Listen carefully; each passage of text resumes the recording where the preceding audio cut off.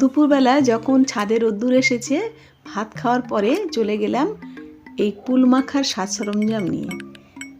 এখানে আমি পাকা কুল আর কাঁচা কুল দুরকম নিয়েছি। পাকা আর কাঁচা যদি দুরকম নেওয়া যায় তাহলে চিনিটা দিতে হয় না, কারণ পাকা কুলগুলো একটু মিষ্টি হয় আর কাঁচা কুলগুলো টক হয়। তাই দুরকম মিলিয়ে মিশিয়ে নেবেন, দেখবেন চিনি দিতে হবে না, এমনিতেই ভালো লাগবে।